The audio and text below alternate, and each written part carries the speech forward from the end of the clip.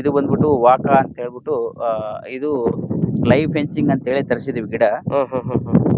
ಇದರದ್ದು ಫೆನ್ಸಿಂಗ್ ಜೊತೆಗೆ live fencing ಜೊತೆಗೆ ನಿಮಗೆ ಹಣ್ಣು ಬಂದ್ರೆ ಅದನ್ನ ಚೆರ್ರಿ ಹೋಟೆಲ್ ಈ ತರ ಬೇಕರಿ ಐಟಮ್ಸ್ ಅಲ್ಲೆಲ್ಲ ಚೆರ್ರಿ ಫ್ರೂಟ್ ಆಗಿ ಯೂಸ್ ಮಾಡ್ತಾರೆ. ನಮಗೆ ಬಯಲುಸೀಮೆಯಲ್ಲಿ ಒಂದು 6 ತಿಂಗಳು ಬೆಳೆ, ಒಂದು 6 ತಿಂಗಳು ಭೂಮಿ ಎಲ್ಲ ಖಾಲಿ ಇರ್ತವೆ. ಸೊ ಅದನ್ನ ನೋಡಿ ನಮಗೆ ವರ್ಷ ಪೂರ್ತಿ ಗ್ರೀನರಿ ಕಾಣೋಕೆ ಒಂದು ಇದು ಯಾವ್ದಪ್ಪ ಅಂದ್ರೆ ಹಣ್ಣಿನ ಗಿಡ ಅನ್ನೋದು ಒಂದು ಮನವರಿಕೆ ಮಾಡ್ಕೊಂಡು ಈ ಹಣ್ಣಿನ ಗಿಡ ಕಡೆ ಒಲವು ಮಾಡಿದ್ವಿ. ರೈತ ಬಾಂಧವರಿಗೆ ನಮಸ್ಕಾರ. ನಾನು ನಿಮ್ಮ ರಂಗು ಕಸ್ತೂರಿ ಮುಡ್ಬೋಳ್. ಇವತ್ತು ನಾವು ಬಳ್ಳಾರಿ ಜಿಲ್ಲೆಯಲ್ಲಿದ್ದೀವಿ. ನಮ್ಮ ಜೊತೆ ಅಪಾರ ಆಸಕ್ತಿ ಉಳ್ಳವರು ಅದ್ಭುತವಾದಂತ ಕೃಷಿಯನ್ನ ಮಾಡ್ತಾ ಇದ್ದಾರೆ. ಇವ್ರ ಧೈರ್ಯ ನೋಡಿದ್ರೆ ತುಂಬಾ ಆಶ್ಚರ್ಯ ಆಗ್ತದೆ. ಇಂಥದ್ದೇ ಹಣ್ಣಿನ ಗಿಡ ಇಲ್ಲ ಅನ್ಲಿಕ್ಕಿಲ್ಲ. ಆ ರೀತಿ ಪ್ರತಿಯೊಂದು ದೇಶಿ ಮತ್ತು ವಿದೇಶಿ ಹಣ್ಣಿನ ಗಿಡಗಳನ್ನ ಬಗೆ ಬಗೆಯ ವೆರೈಟಿಗಳನ್ನ ಇಲ್ಲಿ ಪ್ಲಾಂಟೇಶನ್ ಮಾಡಿದ್ದಾರೆ. ಇವ್ರ ಆಸಕ್ತಿ ನೋಡಿ ತುಂಬಾ ಖುಷಿಯಾಗಿ ಸರ್ ಅವ್ರನ್ನ ಹುಡ್ಕೊಂಡ್ ಬಂದಿದ್ದೀನಿ. ಏನೇನ್ ಮಾಡಿದ್ದಾರೆ, ಯಾವ ತರ ಮಾಡಿದ್ದಾರೆ, ಸಂಪೂರ್ಣ ಮಾಹಿತಿಯನ್ನ ಪಡೆಯೋಣ. ನಮಸ್ಕಾರ ಸರ್. ನಮಸ್ಕಾರ ಸರ್. ಸರ್ ತುಂಬಾ ಖುಷಿ ಆಯ್ತು ನಿಮ್ಮನ್ನ ಭೇಟಿಯಾಗಿ. ಮೊದ್ಲಿಗೆ ನಮ್ಮ ರೈತರಿಗೆ ತಮ್ಮ ಹೆಸರು ಮತ್ತು ಪರಿಚಯ ಹೇಳ್ರಿ ಸರ್. ನಮ್ಮ ಹೆಸರು ಬ್ರಹ್ಮಯ್ಯ ನಾಯ್ಡು ಅಂತ ಹೇಳಿ. ನಮ್ಮದು ಬಳ್ಳಾರಿ ಹತ್ರ ಸುಗೇನಹಳ್ಳಿ ಕೊಟ್ಟಾಲ ಅಂತ ಹೇಳಿ ಒಂದು ಸಣ್ಣ ಗ್ರಾಮ. ನಾವು ಬಳ್ಳಾರಿಯಲ್ಲಿ ವಾಸ್ತವ್ಯ ಹೂಡಿರೋದು. ಇದು ನಮ್ಮ ಹೊಲ ಬಂದು ಬಳ್ಳಾರಿ ತಾಲೂಕು ರೂಪನಗುಡಿ ಹೋಬಳಿ ಅಸುಂಡಿ ಅಂತ ಹೇಳಿ ಒಂದು ಹಳ್ಳಿ. ಇಲ್ಲಿ 34 ಎಕರೆ ಇದೆ ನಮ್ಮ ಹೊಲ. 34 ಎಕರೆ ಐತೆ ಸರ್. 34 ಎಕರೆಯಲ್ಲಿ ಯಾವ ತರ ಪ್ಲಾನಿಂಗ್ ಮಾಡಿದಿರಿ, ಯಾವ್ಯಾವ ತರ ಬೆಳೆಗಳನ್ನ ಬೆಳೆದ್ರಿ, ಅದಕ್ಕೂ ಮುಂಚಿತವಾಗಿ ನೀವು ಏನ್ ವಿದ್ಯಾಭ್ಯಾಸ ಮಾಡಿದ್ರಿ, ಈ ಫೀಲ್ಡ್ಗೆ ಹೆಂಗ್ ಬಂದ್ರಿ, ಒಂದೊಂದಾಗಿ ವಿವರವಾಗಿ ಹೇಳ್ತಾ ಹೋಗಿರಿ ಸರ್. ನಾವು 2005ರಲ್ಲಿ MBA ಆಗಿ ಬೆಂಗಳೂರಲ್ಲಿ ಒಂದು ಥಾಮ್ಸನ್ ರೈಟರ್ಸ್ ಅಂತ ಹೇಳಿ ಒಂದು ಕಂಪ್ನಿಗೆ ವರ್ಕ್ ಮಾಡ್ತಾ ಇದ್ವಿ. ಸೊ ಅದಾದ್ಮೇಲೆ ನಾವು ಮೊದಲಿಂದ ಕೂಡ ನಮಗೆ ವ್ಯಾಪಾರದ ಮೇಲೆ ಆಸಕ್ತಿ. ಒಂದು 4 ವರ್ಷ ಜಾಬ್ ಮಾಡೋದು ಬಿಟ್ಟು ಜಾಬ್ ಮಾಡೋದನ್ನ ಬಿಟ್ಟು ಮತ್ತೆ ನಮಗೆ ನಮ್ಮ ತಂದೆಯವರೆಲ್ಲ ಮೆಣಸಿನ್ಕಾಯಿ ಬೆಳೀತಾ ಇದ್ರು, ಒಣ ಮೆಣಸಿನ್ಕಾಯಿ.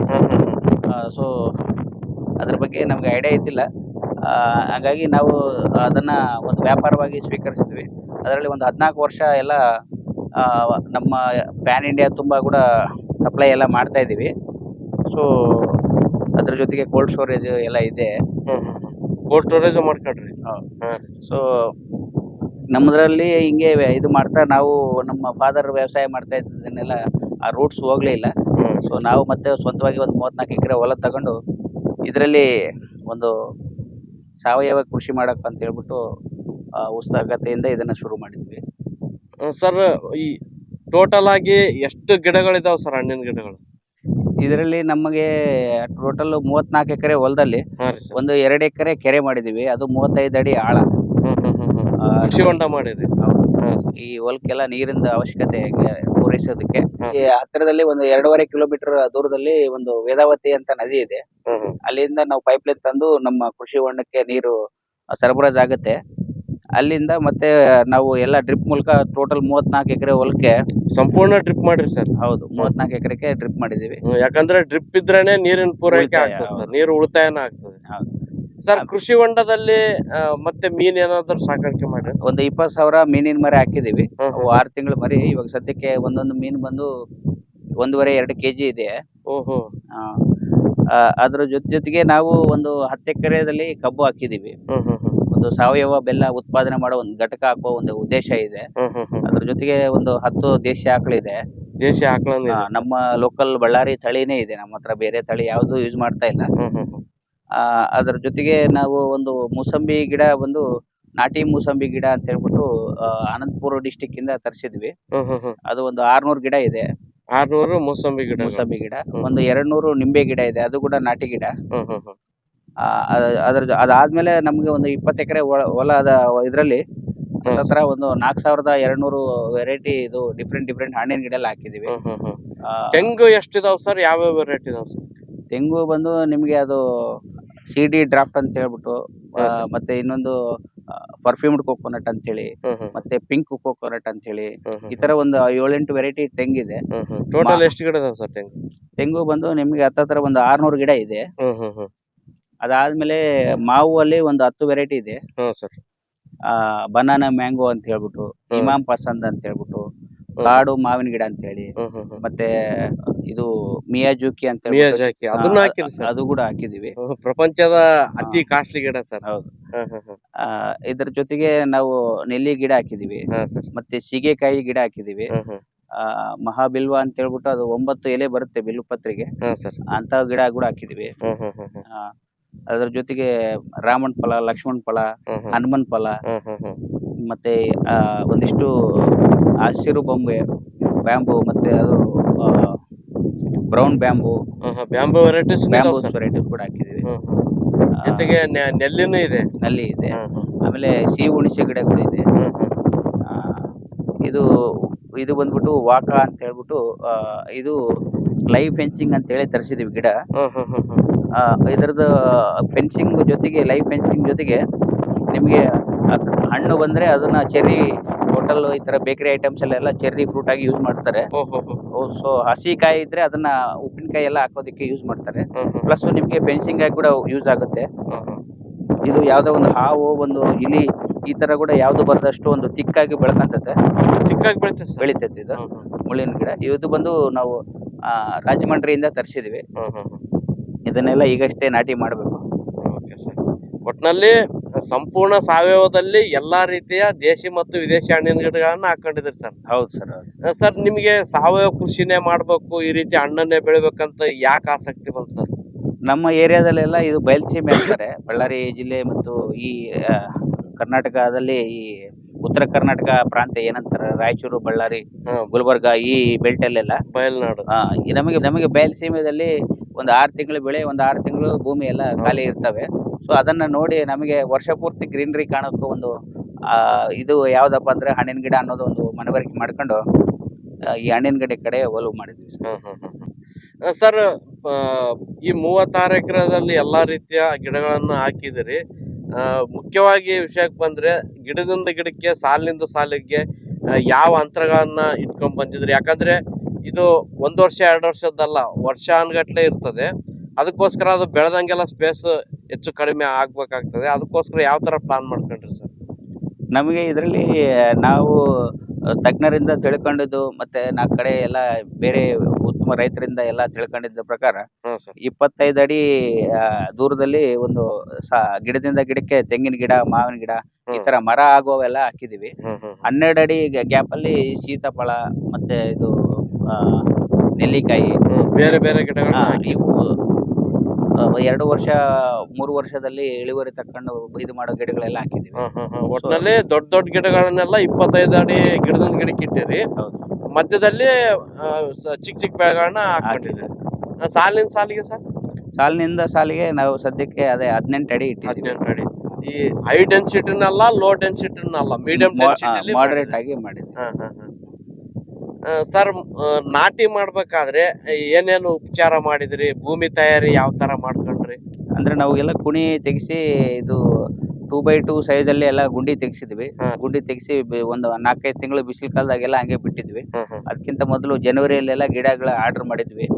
ಅದಾದ್ಮೇಲೆ ಗುಂಡಿಗೆಲ್ಲ ನಾವು ಅರಳೆ ಹಿಂಡಿ, ಬೇವಿನ ಹಿಂಡಿ, ಮತ್ತೆ ನಮ್ಮ ಸೆಗಣಿ ಗೊಬ್ಬರ, ಕುರಿ ಗೊಬ್ಬರ ಇವೆಲ್ಲ ಕೂಡ ಹಾಕಿ ಒಂದು 2-3 ತಿಂಗಳು ಹಂಗೆ ಡ್ರೈ ಆಗೋಗಿ ಬಿಟ್ಟಿದ್ದೀವಿ. ಅದಾದ್ಮೇಲೆ ನಾವು ಇದನ್ನ ಗಿಡ ಎಲ್ಲ ನಾಟಿ ಮಾಡಿದ್ವಿ. ಈ ಗಿಡ ನಾಟಿ ಮಾಡಿದ್ವೆಲ್ಲ ಕೂಡ ನೀವು ಕಬ್ಬೆಲ್ಲ 1 ವರ್ಷ ಆಯ್ತು.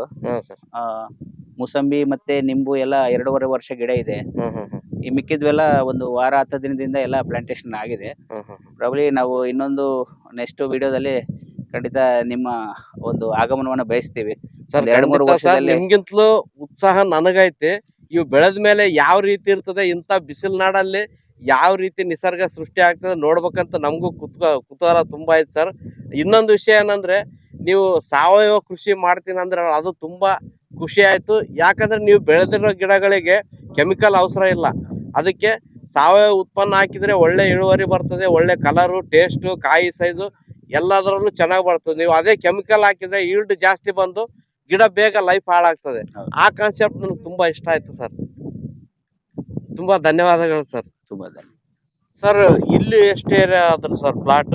ಇದ್ರೊಳಗ ಏನೇನ್ ಗಿಡಗಳು ಯಾವ ಪದ್ಧತಿಲಿ ಹಾಕಿರಿ ಸರ್?